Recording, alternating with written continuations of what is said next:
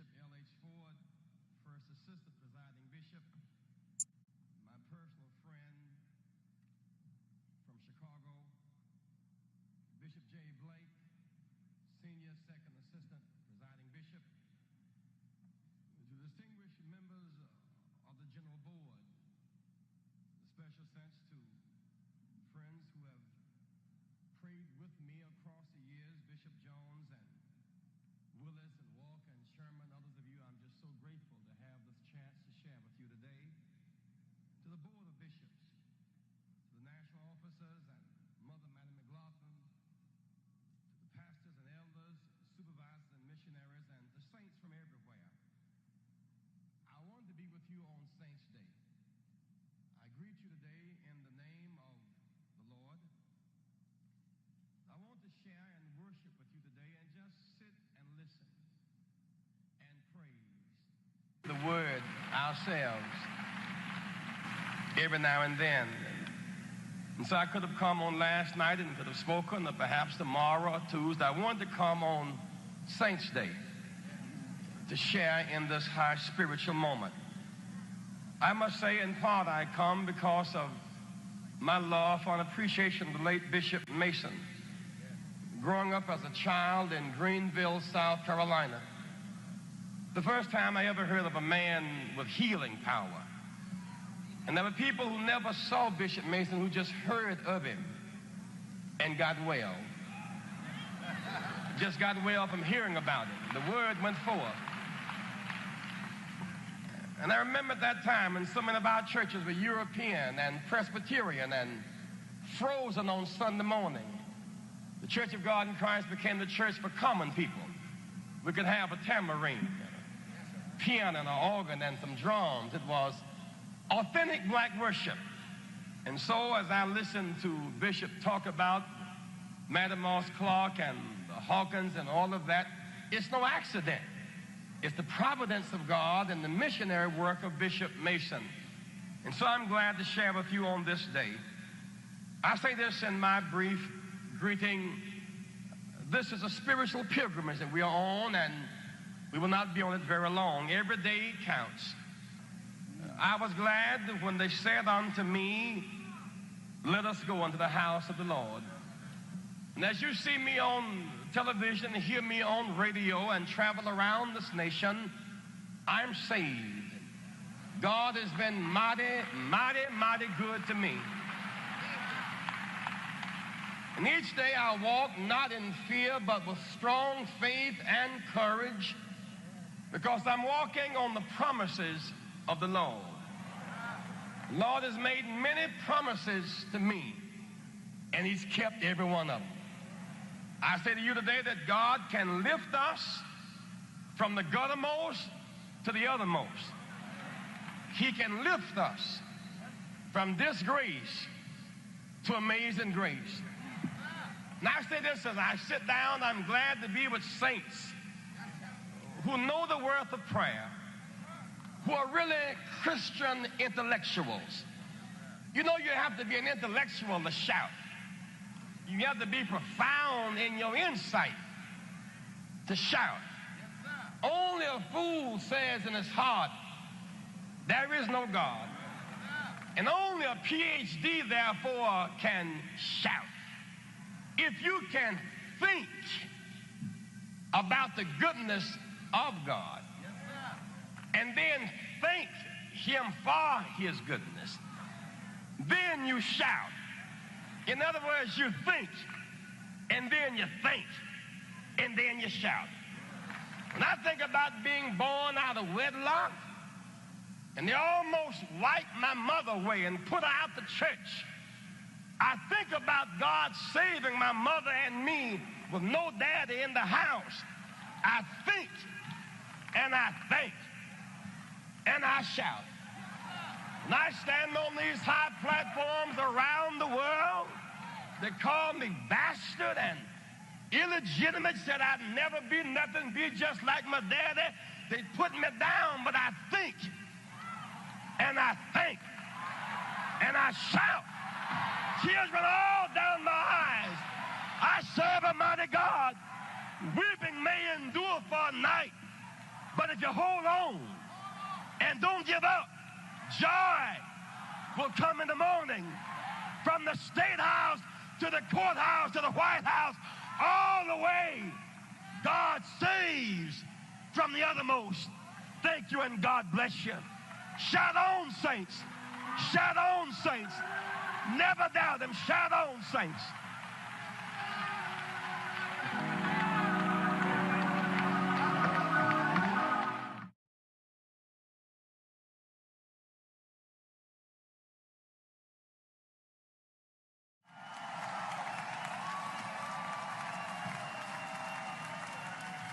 Thank you.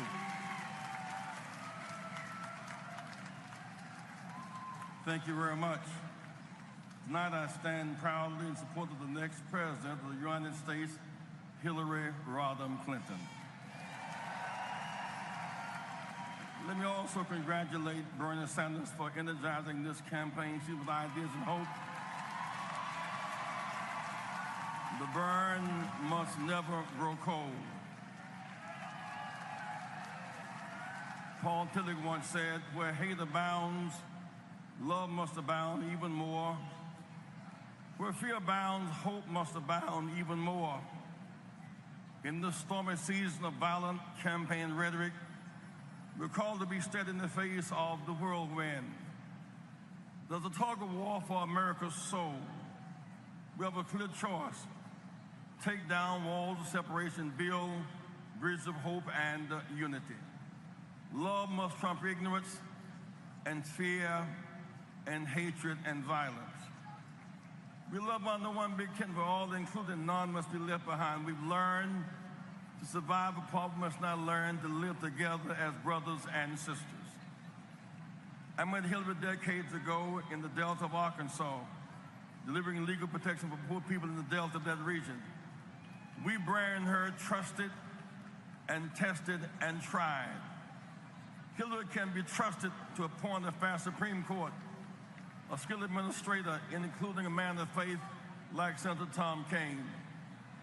Can be trusted to ban assault weapons, turning our communities into killing fields.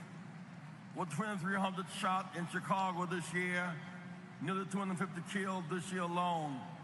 Ban these assault weapons now.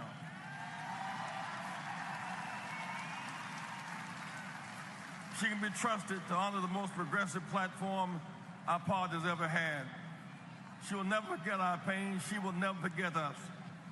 Nationally, there are 45 million people still illiterate, more blacks incarcerated and graduating from college. They're scarred. There must be a change. Hillary understands the historic dimension of the agony, hope, and promise of Black Lives Matter.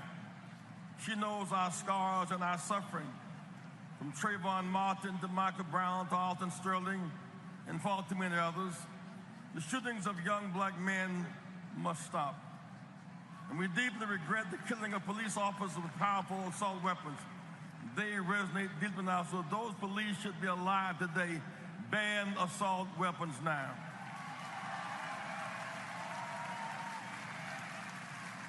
We must choose reconciliation over retaliation and revenge today. And so we can trust Hillary not to insult our Hispanic neighbors. We share 2,000 miles of border with Mexico. They are our neighbors, our eternal neighbors. We trade more with Mexico than we do with China and Japan every day. Stop insulting Hispanics. Stop insulting Muslims now.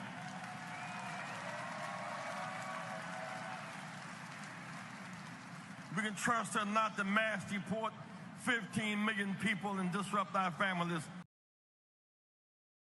To expand African trade and development. She'll support historically black colleges, where 42% of our black engineers come from, and teachers and lawyers. She'll grant in the lineage of Mr. President Obama more jobs. He came to office, we had lost 800,000 jobs. We have not lost a single job, a single month since Barack has been president. She'll sustain that drive and keep the hope alive.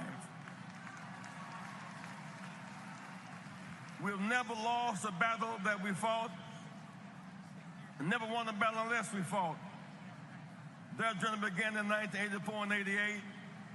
We built the winning coalition, the Rainbow Coalition, registering and empowering millions of voters. This is a new day. Someone has to win and lose in the primary. Now we're beyond the primary. Now it is Super Bowl time. It's November 8th. It's Super Bowl time. It's another day. My words rang true in 84 and they do today. If blacks register and vote in great numbers, progressive whites win. It's the only way they win. If blacks and Hispanics vote in great numbers, women win. When women win, children win. When women and children win, mothers win. We must all come together and win and fight for hope and go forward by hope and not backwards by fear. This land is our land. When we all come together, red and yellow, brown, black, and white, we're present at God's sight. It's healing time. It's hope time. It's Hillary time.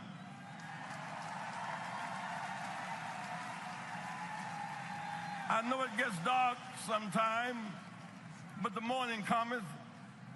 The Lord is our light and our salvation. Whom shall we fear? Don't let opposition break your spirit. It's healing time. It's hope time. It's Hillary time. The scripture says, if my people will call by my name, will humble themselves and pray and seek my face and turn from their wicked ways, then I will hear their prayer and forgive their sins and heal their land. It's healing time. It's hope time. It's Hillary time. It's healing time. It's hope time. It's Hillary time. It's healing time. It's hope time. It's Hillary time. It's healing time. It's hope time. It's healing louder. It's healing time. It's hope time. It's Hillary time. It's healing time. It's hope time. It's Hillary time. Keep hope alive. God bless you. It says to us that at this point in history, that jobs is the #1 crisis and busing is the #1 issue. We must make jobs the #1 issue if it is the #1 crisis. There are more people unemployed now than has been unemployed in 40 years. So many people unemployed until the Labor Department has stopped printing labor statistics as of the last 6 months. #2, we must move from jobs as the primary determinant for any presidential candidate to an alternative to the welfare system. Even good welfare is bad welfare. Because any system that barely feeds your stomach and frowns upon feeding your head or your hand has the effect of degenerating the human personality rather than regenerating the human personality. Thereby it locks you in a cycle and you can't grow. You can't deal politically with welfare unless we raise it above the level of a black issue. Numerically, more white folks on welfare than black folk. There have always been more white folks on welfare than black folk. Welfare came into existence for white folk. Always been run by white folk. And if it's messed up, it's because of white folk. And therefore, when Time Magazine and Newsweek talks about the welfare crisis and puts a black family on the cover and project into your mind that welfare and black is synonymous, that is the evidence of institutional as well as overt racism. That is the evidence.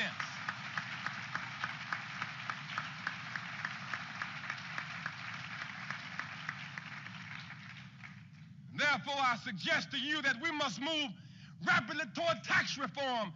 Even U.S. News and World Report says conservatively there are more than $40 billion in tax loopholes, enough to wipe out the welfare system and create a complete new job market. Somebody say ain't no jobs. That's not true. Money is not being spent in areas where jobs will be created. Can't no jobs be created up there jiving on the moon.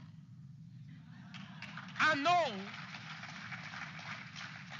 given how short we are on hospitals, there are potential jobs. Given how short we are on lawyers and doctors and nurses and engineers and constructionists and communicators, There are potential jobs, but the priorities of nation are backwards. Say this in our close. I want to deal with a question or two. Somebody said to me yesterday, Reverend, the 300 largest corporations control everything in this capitalist system, and I don't see why a president gonna make no difference. Well, that brother had not analyzed the power of the president of the United States of America. This president can declare war in Vietnam without checking with the House or the Senate. This president can demand 30 sessions of primetime television in 18 months and brainwash a whole nation.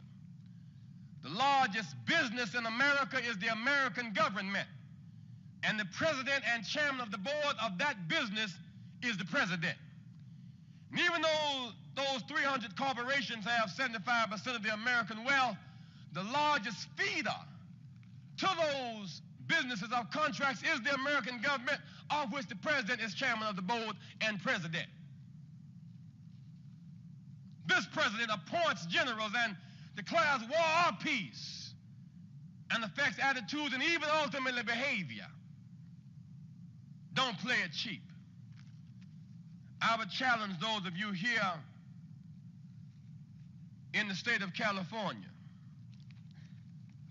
Get involved in this primary election based upon what black folk need and who can deliver, who's viable and who has a measure of integrity. Make your choice. Don't get trapped trying to assume that your uninvolvement is a decision to not vote for somebody, it's a decision to vote for somebody else. To not vote for one is to vote for the other. So in some sense, you have an obligation to make a choice between relative goods or between two evils, however you want to put it. But you got to get involved. For the right to participate, for the power of the vote, you have an obligation to work and to keep it. As bad as things are, things could get worse. For Martin and others who died, that this may become a reality, to not vote, to not get involved, is to throw dirt in their faces and to tell them that dying in Selma was worthless and did not make any sense. We have an obligation not to escape into other countries or to escape through cynicism or romanticism. We got to make decisions, and we can make them now. We're going to be the new generation, not just the now generation. We've even got to move on beyond the political order into a new value system. I'm concerned about our having doctors. But I'm concerned about doctors being more concerned about public health and personal wealth. I want new doctors. I'm concerned about lawyers, but I want new lawyers. Lawyers who are more concerned about justice than a judgeship. Preachers, yes, but new preachers who express and teach the gospel, but who are more concerned about prophesying, even if it's painful, than profiteering, even if it's comfortable. We got to have new teachers. Teachers who teach for life, not for a living. Teachers who teach because they can't help it. And students who have a will to learn that is so great until they will steal away by the branch, read by the moonlight, study, use whatever chance they have just to develop their minds. For if our bodies are paralyzed and our minds are developed, we can play F.D. Roosevelt and lead a nation rolling on wheels. But if our minds are paralyzed and our bodies are strong, we will tackle men Sunday after Sunday, rip and run and slide in the bases and rip and run and throw basketball through courts. And as giants walk back and ask midgets, what is the next play? If our minds are undeveloped.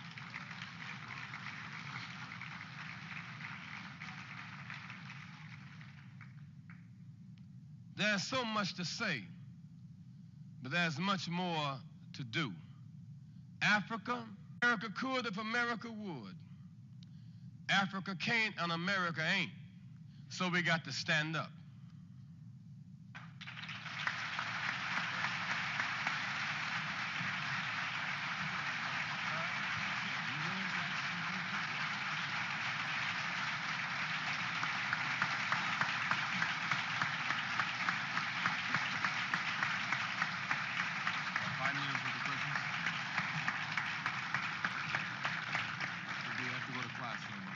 have about 5 minutes worth of questions. You guys go to class and I got to go to the airport.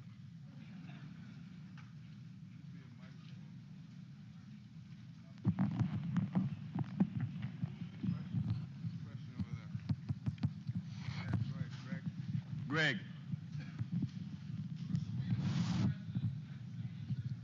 I didn't hear you. Who's your choice for president-elect? Me, but I'm too young. No, seriously, my choices run something like this. For symbolic and emotional and ethnic reasons, I would go for Shirley Chisholm first. But I would then go for McGovern next. Of the so-called dominant candidates, he is more viable, more intelligent, more integrous, and more involved. Humphrey and Muskie are working out a scheme. The scheme is called 2 for the price of 1. Ain't no need of Muskie and Humphrey running when they're saying the same thing and talking to the same people. So Muskie drops out and cut the cost and simply throws his support to Humphrey. Humphrey then has a chance to outdo McGovern and then pick up Muskie as his vice president as a payoff for getting his support thrown during the primary. So you end up with another 1968 situation, which is really an extension of the philosophy that now exists. I would take McGovern at that level because in 1967, when Dr. King, with his Nobel Peace Prize, took a position against the Vietnam War, they tried to accuse him of treason in all of the American newspapers and televisions. And even some of the black people got trapped into thinking Dr. King had overstepped his boundaries. And when McGovern took a position against the Vietnam War in 1967, and then Bobby Kennedy followed McGovern, it began to give Dr. King a kind of credibility that could very well have to do with saving his life for another year. Secondly, McGovern in his Senate Select Committee on Malnutrition and Human Need did more to make hunger visible in the country out of Washington than any other single person and our committee did since 1968. The third reason is while everybody was ducking and dodging behind Wallace in Florida, McGovern remained consistent. And to that extent, I would have reason to move for him way above and beyond Humphrey and Muskie, and yet I would, accept Humphrey and Muskie over Wallace and Nixon. So it's a kind of relative situation. But I would challenge the students in this state to know full well that the establishment leaders of this state are going to endorse Humphrey, and some of them are going to play games talking about Muskie, but the whole thing is to derail the McGovern-Kennedy-King movement style of operating in America. That's what it's all about. And that's why Muskie got out of the way so as to assure that happening. And the assumption is that Humphrey is going to